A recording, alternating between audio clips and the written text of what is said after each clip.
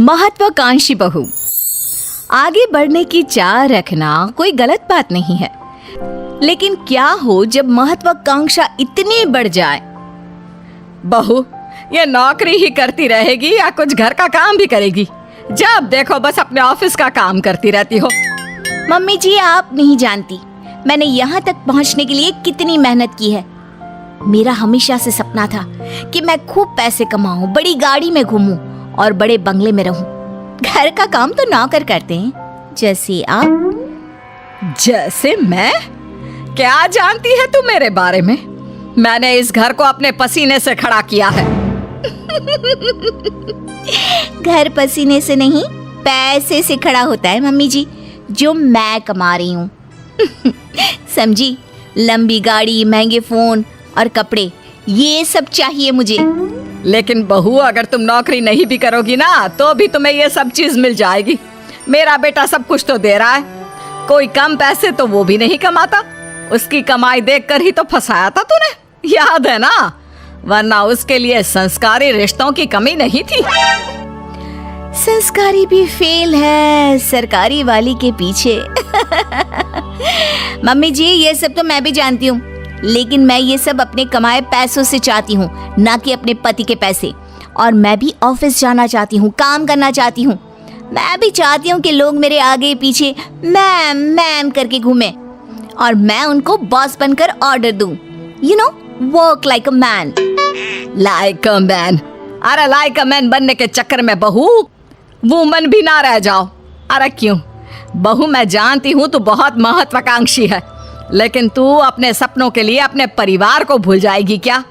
और अगर आगे बढ़ने की इतनी ही चाह थी तो शादी क्यों की? बस कीजिए मम्मी जी, बहुत थक गई हूँ मैं, मुझे आराम करना है। और मेरा खाना प्लीज मुझे मेरे कमरे में ही दे देना, मैं वहीं खाऊंगी।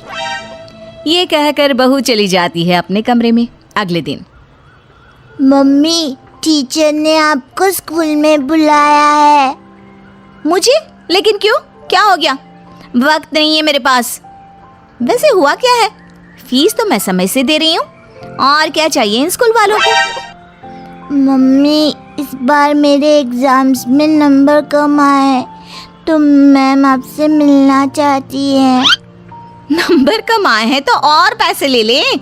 क्या है ये, वक्त खराब करते रहते हैं। नंबर कम आए हैं? अरे तभी तो मैं तुझे बोलती रहती हूँ पढ़ ले, और तू है कि पूरा दिन बस वीडियो गेम। देख बहू, तेरे ध्यान न देने का नतीजा इसके नंबर कम आने लग गए हैं। मम्मी जी, कोई बात नहीं है, अभी वो बच्चा है और स्कूल टाइम में ऐसा होता रहता है, संभल जाएगा।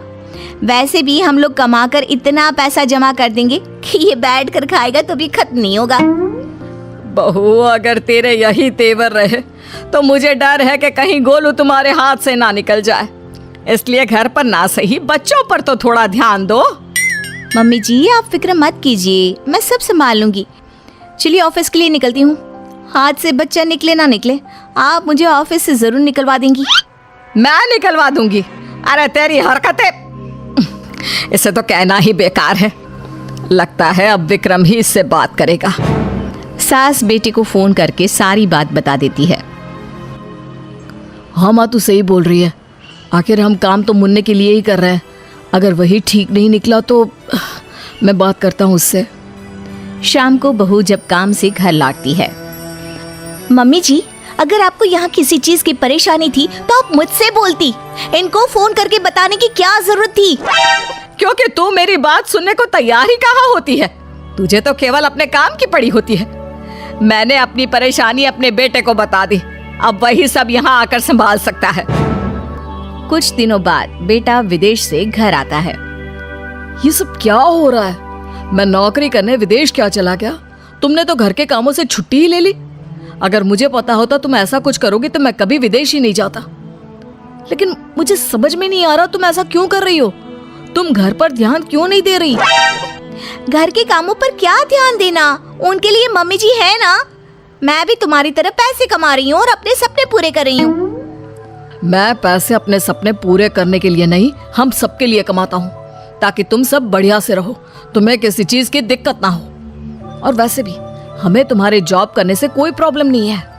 प्रॉब्लम ये है कि तुम अपने परिवार के प्रति जिम्मेदारियां पूरी नहीं कर रही हो। पूरी जिम्मेदारी उठाने का ठेका मैंने लिया है क्या? अरे कुछ तुम ही कर लो। ऐसा है तो ठीक है माँ, मैं घर के कामों के लिए नौकर रख रहा हूँ और गोलू की पढ़ाई वगैरह मैं सब खुद देख लूंगा। अगले दिन से घर का सारा काम नौकरानी संभाल लेती है और कभी कभी तो वो सास की देखभाल भी करती है। तूने एकदम सही लड़की को काम पर रखा है।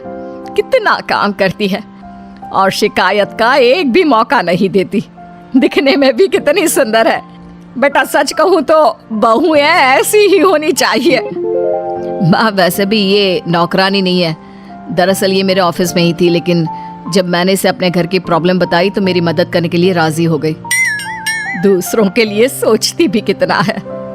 हाँ माँ, मुझे नहीं पता था कि ये गीता इतना अच्छा घर का काम भी कर लेती है। वैसे माँ ये ऑफिस में भी सब कुछ संभाल लेती है, वो भी अच्छे से। बहुत महत्वाकांक्षी नहीं है, लेकिन सबको लेकर आगे कैसे बढ़ना है ये इसे अच्छी तरह पता है। मुझे इसकी सबसे अच्छी बात क्या लगती है पता है? क्या बेटा? जब मैं घर पर नहीं होता तो ये आपका और गोलू का कितना अच्छा ध्यान रखती है। तभी घर में मेहमान आ जाते हैं। ओहो, ये लोग भी ना धर्मशाला समझकर रोज आ जाते हैं। ये बोलकर वो अंदर चली जाती है। अरे आइए आइए बेटा, जरा चाय पानी लेकर आना।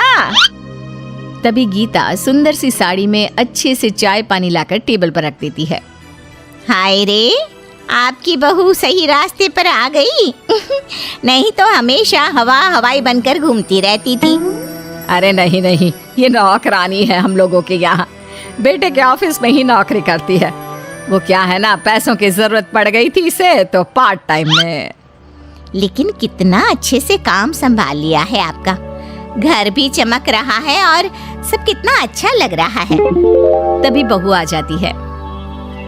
इसी काम का तो उसे पैसा मिलता है, तो उसे करना ही पड़ेगा ना।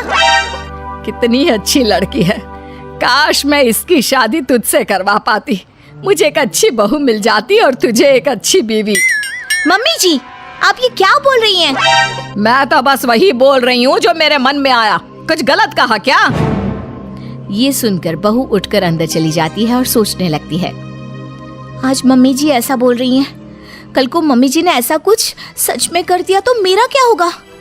वैसे भी मम्मी जी मेरे से परेशान रहती हैं और मम्मी जी ने इनको दूसरी शादी के लिए मना लिया तो नहीं, मैं ऐसा कुछ नहीं होने दूंगी।